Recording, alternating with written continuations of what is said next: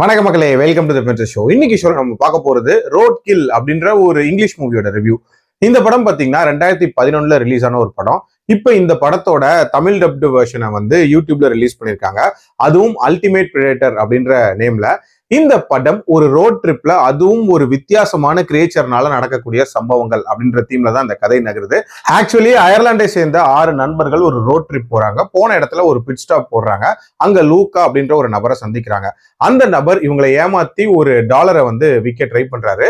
ஆனா இந்த குரூப்போ அவர்கிட்ட இருந்து இந்த டாலரை புடுங்கிட்டு இவங்க வந்த வண்டியிலே எஸ்கேப் ஆக ட்ரை பண்றாங்க. அந்த டைம்ல ஒரு வயசான கிழவியை வந்து இடிச்சிடுறாங்க.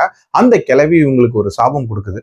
அதாவது, என்னோட இறப்புக்கு நீங்க கண்டிப்பா பதில் சொல்லியே ஆகணும், உங்க எல்லாருக்கும் அழிவு காத்துட்டு இருக்கு அப்படின்ற மாதிரி. அதுக்கு ஏத்த மாதிரி ஒரு கொடூரமான பறவை இவங்களை துரத்துது. சோ அந்த பறவை கிட்டதே இவங்க தப்பிச்சாங்களா இல்லையா அப்படின்றத அந்த படத்தோட கதை. எனக்கு இந்த படத்துல பிடிச்ச விஷயம் அப்படின்றது, ஒரு 6 பேர் போகக்கூடிய ரோட் ட்ரிப், அதுல நடக்கக்கூடிய சம்பவங்கள் அண்ட் திடீர்னு ஒரு பிரிடேட்டர் மாதிரியான ஒரு பறவை வந்து துரத்துறது அப்படின்ற மாதிரி அந்த செட்டப் அப்படின்றது ரொம்பவே நீட்டா இருந்துச்சு அப்படின்னே சொல்லலாம். அதே மாதிரி இந்த லூக்கா அப்படின்ற ஒரு நபரை முன்னாடி சந்திப்பாங்களா, அவரோட அந்த ரீஎன்ட்ரி மொமெண்ட் அப்படின்றதுமே ஓரளவுக்கு நீட்டான ஒரு மொமெண்டா இருந்துச்சு.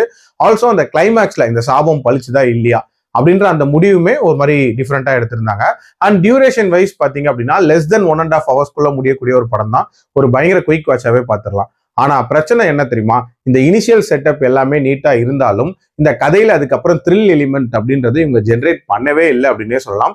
ரொம்ப ரொட்டீனான ஒரு சர்வைவல் த்ரில்லர் மாதிரி தான் வந்து இந்த கதை போச்சு.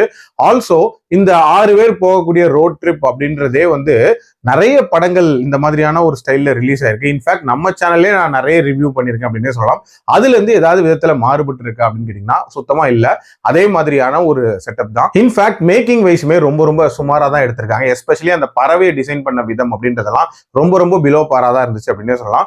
ஓவரால் என்ன பொறுத்த வரைக்கும் ஒரு பிலோ ஆவரேஜ் மூவி தான். டைம் இருந்தா வேணா ட்ரை பண்ணி பாருங்க. அடல்ட் கண்டென்ட்டை பொறுத்த வரைக்கும் மைல்டா ஒரு சீன் இருக்குமே தவிர மற்றபடி பார்க்கலாம். என்னோட ரேட்டிங் இந்த படத்துக்கு 2.2 out of 5. மீண்டும் அடுத்த விமர்சனத்தில் சந்திக்கிறேன். நன்றி, வணக்கம்.